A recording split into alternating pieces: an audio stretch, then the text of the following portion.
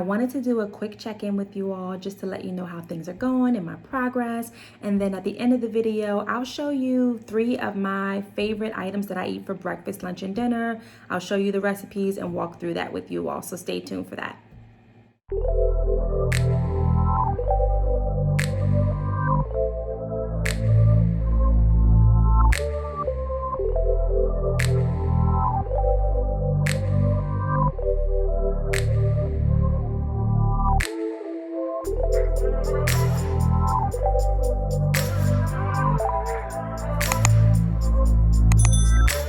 I'm back. Hey everyone. I have been so busy, but I've been looking forward to coming back to YouTube and just giving you guys an update. So I wanted to check in with you. I am just under 200 pounds. I am now at 197 pounds. So I made it to Wonderland. I feel like it should be like a band playing or something like.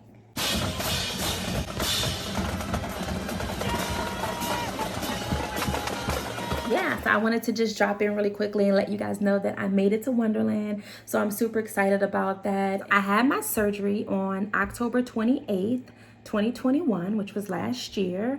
And today is actually March 6th. So I just made it past 4 months. And as of February 28th, when I weighed myself, I was down to 197 pounds. So I was 244 pounds just before surgery. And I really that was my highest weight. And I got to that point when we got into the Panic at the Disco back in 2020. And over those past 2 years, I shot up to 244 pounds and for whatever reason, just could not shake it, could not get it to go down no matter what I was doing. I was in the gym, I was eating well. And I'm not new to that. Like eating well is not something that I'm new to, that no matter what I was trying to do, I could not seem to get below, I think like 230. Like I could not get below 230, and that was with eating eating well, exercising. Nothing could seem to work. And that's when I finally decided to go ahead and have the surgery, and immediately started to see a difference. I did have a stall for a minute. I was like, what are we doing? What are we doing? Just like my body was like, yeah, this is where we're going to stay. We're going to remain at 200 pounds. I could not get past 200.4. It was like, really? Is this where we are? Is this where we're going? We're not doing nothing. You don't want to do nothing. And then I didn't even just make it to 199. It was like, boom, I went from 200.4 to 197. And now I'm like, now we gotta keep it going. Now that I've been able to get past that stall where I was at one point and make it below 200 pounds, now we gotta continue to make it do what it do. Otherwise, I am just elated. I really am. I'm so excited to finally see changes, and knowing that this was definitely worth it for me. And I want to continue to share this journey with you guys. So, I mean, let's go. Where we going? Where we going? Where are we going? Let's go. Let's do this together. It's only up from here or down, right? I mean, we do want the scale to go down, progressively go down. So we're looking forward to that. Thank you guys so much for commenting and letting me know that my videos have helped you, asking questions. I've tried to respond to as many as possible, and point you in the right direction, share a bit about my journey and how everything's going. So I hope that that's been helpful. Definitely continue to, like, comment, and subscribe so that way you guys can be updated on my progress and when I post new content. I've been doing some short videos, so I have been trying to keep you guys updated. I have some shorts that I've been putting on YouTube, so definitely check those out. And I've just been sharing videos about my progress. I've also been sharing videos about my life as a mother, so my motherhood journey, making mommy moves, of course, and then also sharing videos with, I have my youngest has autism, so I've been sharing videos about that experience, what that's like, her progress, what works for us, and what doesn't. So definitely, check out the shorts videos if you have not already on YouTube. And then also I post quite frequently over on my Instagram page. So head on over to my Instagram as well as my TikTok. Check out that content on the different platforms that I have been posting. Now we're going to go into the 3 recipes that are To me, super easy. My go-to items that I make for breakfast, lunch, and dinner. These are typically a part of my meal prep items that I make on a regular basis. Thank you guys so much for your support. Thank you for tuning in, and just thank you for being a friend. Oh, yeah. Get me off here. Now I'm just rambling. All right, y'all. Bye. And this is my go-to for breakfast. I really like the kale and sausage egg frittata muffins. And you can make this recipe with or without any meat. I like to chop up some smoked sausage for my protein. And here I am chopping up some leeks. And once I'm done chopping up the leeks, I normally set them to the side and I move on over to the stove. And that's when I add the olive oil, the minced garlic, and then I start browning up the smoked sausage a bit. And I usually like to use the fresh kale. I didn't have it this time, so I went ahead and took some frozen kale and let that thaw out and added that to the pan. And here I am adding the leeks and just sauteing all of those together. So definitely look down in the description box so you can get the full recipe. I don't show it here, but it's actually 6 eggs. I just did a shortened version for the video where you see me putting in the 1 egg. And then I'm adding in my heavy whipping cream, breaking the egg yolk and just stirring that around. And then I'm going to add that to the sausage and veggies that we cooked a little minute ago. And then I just mix those really well together in my pan. I add my seasonings as well as my cheese. And then I have a greased muffin pan already.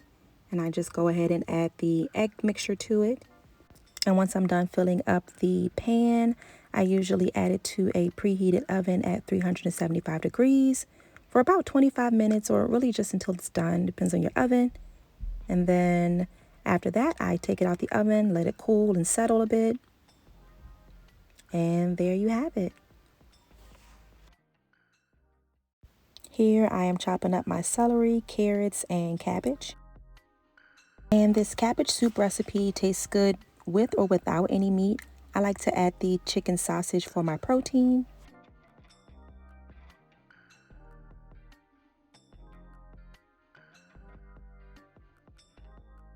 Then I cut up my onion and chicken sausage. And here I have the mild Italian chicken sausage that I'm using for this recipe. I am using an Instant Pot for this recipe. You can make this on the stove as well. I turned on the sauté button, added some oil, minced garlic, and onion. Just going to stir that around a little bit. Then I'll add the chicken sausage, stir that up a little bit. Add in the celery and carrots. And then I'll add about a cup of chicken stock and stir that up some more. And then I add in the cabbage, about a handful at a time, so it doesn't get overcrowded in there or get too full in my Instant Pot. Start adding my seasonings. You usually can find a can of stewed tomatoes, diced tomatoes, or tomato sauce with oregano, garlic, and basil. I have the tomato sauce here. I am finishing off the rest of the chicken stock, adding in some Better Than Bouillon vegetable base. And then the McCormick's all-purpose seasoning. This one is my favorite flavor. Some black pepper. Add some red pepper flakes. And then I put the top on that thing. Seal and lock the steam valve and let the Instant Pot do its magic. And here is the cabbage soup. And of course, I just put a little bit in a bowl because that's all I can eat. And that's it. And for my shrimp tacos, I like to use the Boston lettuce. It's just very soft and tender. It almost melts in your mouth, honestly. I know others like to use romaine lettuce, so feel free to use that instead if that works for you. And here I'm just taking my shrimp and cooking them up for a few minutes. And then use whatever seasoning you prefer. So once my shrimp are done, I typically lay out my spread. Here I have the lettuce leaves. I do 3 of them, and then I add 3 pieces of shrimp per taco. And for my toppings, I like to use the Asian salad kit mix that you can buy in the store. It usually includes cabbage, kale, carrots, and green onions.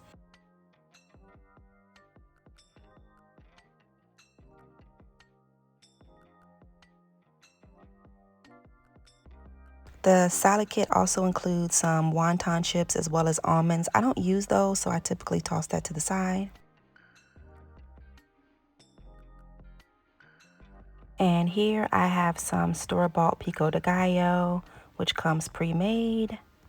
I just add that to each of my tacos. Real quick, I just wanted to point out, for someone who has had VSG surgery, you're not able to eat all of this in one sitting. It took me a few hours to eat all of this. I could only eat a couple of bites at a time. Inside the Asian salad kit mix, it normally comes with a sesame ginger dressing. I like to add a little bit of lime juice to the dressing, stir it up, and add it to the tacos. It gives it a nice tangy flavor. And I also like to use this cilantro cotija dressing that I got from HEB. Just adds a nice little flavor to it. It's perfect for tacos, so I like to use that dressing. As you can see, I do not like dry tacos. I've gotten dry shrimp tacos from a few restaurants, so I definitely like to make sure that I add sauce and then top it off with cheese, and there you have my shrimp tacos.